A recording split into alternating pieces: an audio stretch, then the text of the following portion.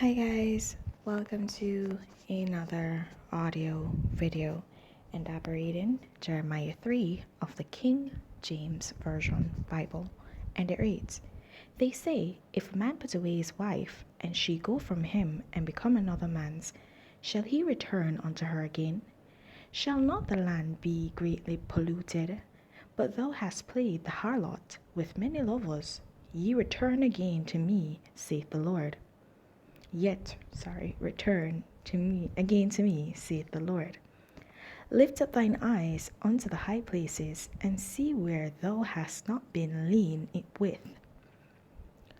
In the ways hast thou sat for them, as the Arabian in the wilderness, and thou hast polluted the land with thy whoredoms and with thy wickedness. Therefore the showers have been withholden, and there hath been no latter rain, and thou hadst a whore's forehead, thou refusest to be ashamed. Wilt thou not from this time cry unto me, My Father, thou art the guide of my youth? Will he reserve his anger forever? Will he keep it to the end? Behold, thou hast spoken and done evil things as thou couldest. The Lord said also unto me in the days of Josiah the king, Hast thou seen that which backsliding Israel hath done? She is gone up upon every high mountain and under every green tree, and there hath played the harlot. And I said after she had done all these things, Turn thou unto me. But she returned not, and her treacherous sister Judah saw it. And I saw when, for all the causes whereby backsliding Israel committed adultery, I had put her away and given her a bill of divorce. Yet her treacherous sister Judah feared not, but went and played the harlot also. And it came to pass, through the lightness of her whoredom, that she defiled the land and committed adultery with stones and with stocks. And yet, for all this, her treacherous sister Judah hath not turned unto me with her whole heart, but feignedly, saith the Lord. And the Lord said unto me, The backsliding Israel hath justified herself more than treacherous Judah.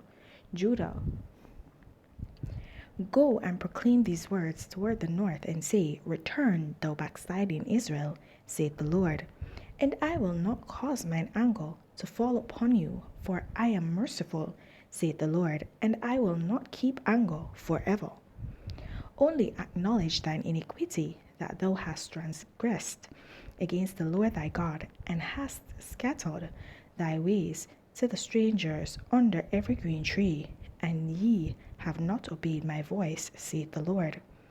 Turn, O backsliding children, saith the Lord, for I am married unto you, and I will take you, one of a city, and two of a family, and I will bring you to Zion, and I will give you pastors according to mine heart, which shall feed you with knowledge and understanding.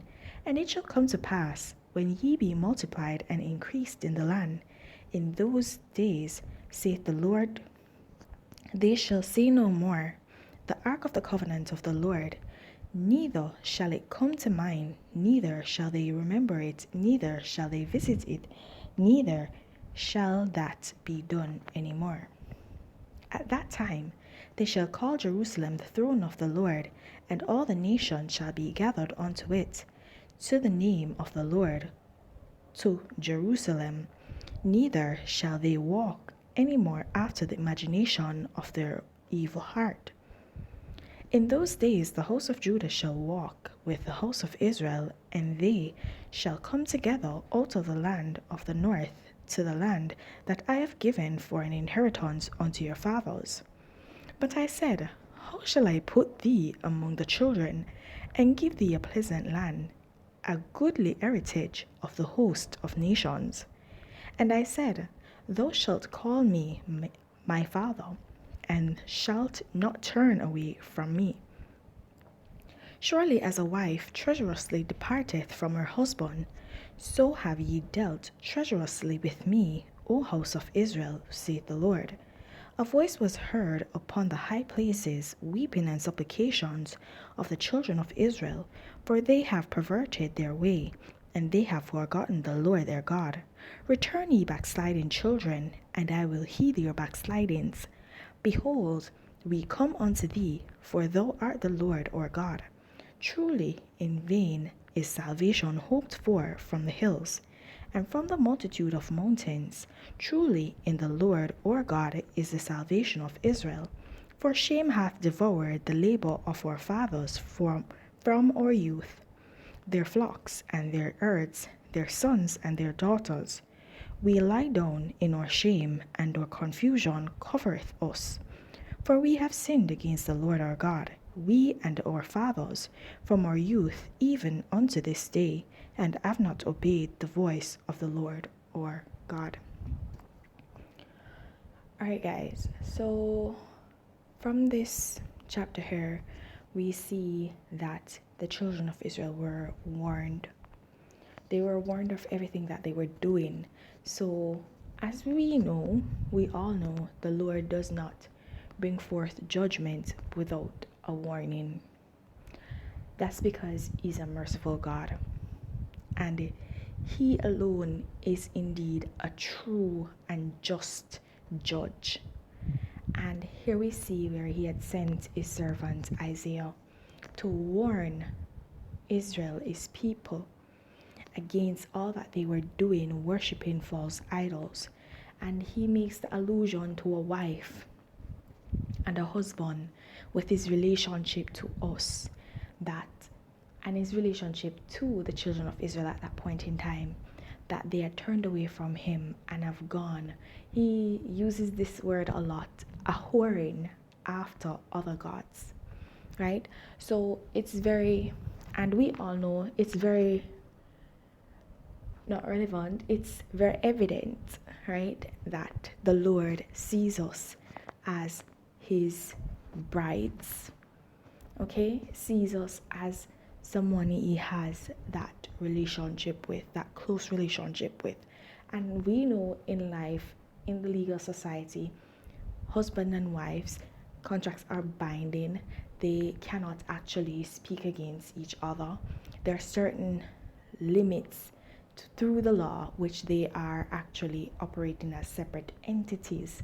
So whenever it is that you're joined with someone in marriage, you're basically considered one entity, and therefore anything that one partner has, so long as there was not agreement prior to marriage for that not to be shared with the other partner, then legally it is shared with the other partner, okay?